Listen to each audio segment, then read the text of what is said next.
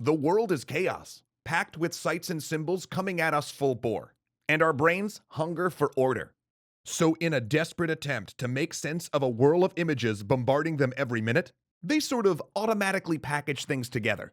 They have a mechanism for understanding things not as each of their component parts, but as a whole which is different from an agglomeration of pieces. They have the ability to make a gestalt. And like many other quirks of our psychology, it comes up in game design.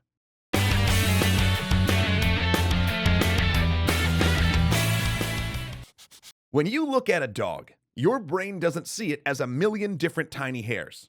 It doesn't even see it as a set of paws, legs, tail, and adorable nose. It sees it as a dog. You don't consciously add all the bits together to know something's a dog.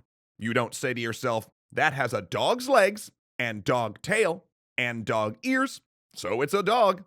Instead, your brain instantly takes in all of that visual information and crunches it down into, that is a dog. In fact, you'll usually find you're consciously aware that something is a dog before you're consciously aware of details about its paws or fur or tail.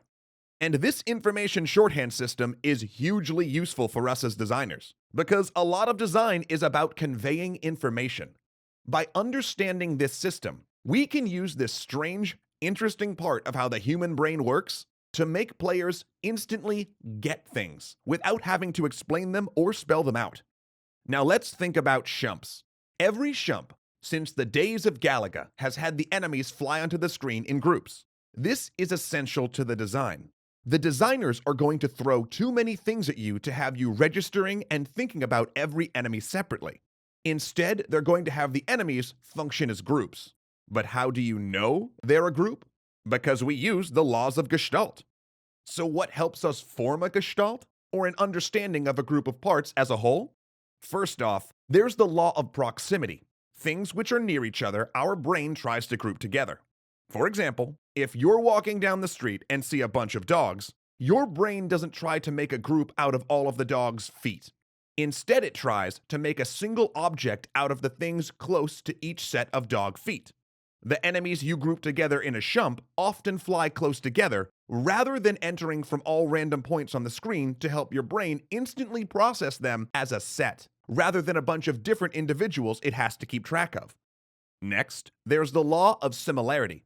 As humans, we also tend to group together things which are visually similar. This is why you'll see enemy groupings often involving large numbers of the same enemy, enemies that share a color, or enemies with similar silhouettes. Then we have the law of closure. This is not a triangle, and this isn't a circle, but your brain makes them so.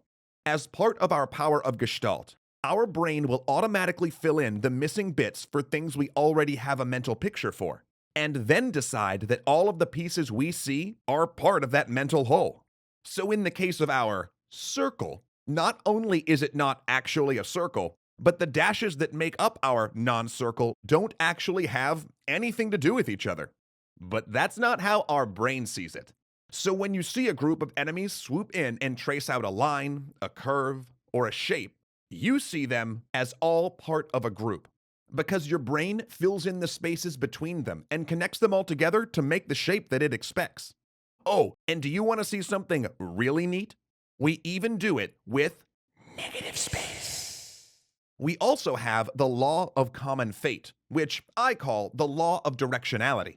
When dealing with motion, our brains will often group a set of objects moving in the same direction or along the same path together.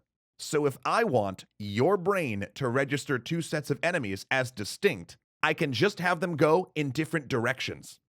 Then there's the law of symmetry, which states that our brains like to group symmetrical things together. So if I have a boss in the center of the screen, and then I have a set of tiny fighters fly from both sides of the screen, assuming we aren't doing anything radical to break the Gestalt, your brain will process the mirrored pair of minor enemies as part of the same group, freeing up more brain power to focus on the boss. There are several other laws of Gestalt, but these are the most common for us to work with as game designers. And while I've used shumps as an example throughout this episode, it's important to remember that this idea carries beyond just shumps. Ever run into a new enemy in a game and not even think about the fact you already sort of know how it's going to behave? Well, often, that's in part because your brain has already grouped it with some other type of enemy you've already encountered. Sometimes this is by color, sometimes this is by shape, sometimes it's by things a little less immediately apparent, like movement pattern. Gestalt groupings can help us tell friend from foe, parse our inventory, or even navigate space. After all, most of us have had that moment where we ran into a group of coins laid out by the designers and thought of them not as a scattered mass of individual objects, but as an arrow pointing us where to go. This idea of gestalt, or pulling together disparate bits of information into a larger whole, can be used almost anywhere visual information is conveyed, be it the UI, enemy patterns, or puzzle design. So the next time you see a pattern or a group in a game, ask yourself, is that all really connected, or did my brain just make it so? And then ask yourself, is there a difference?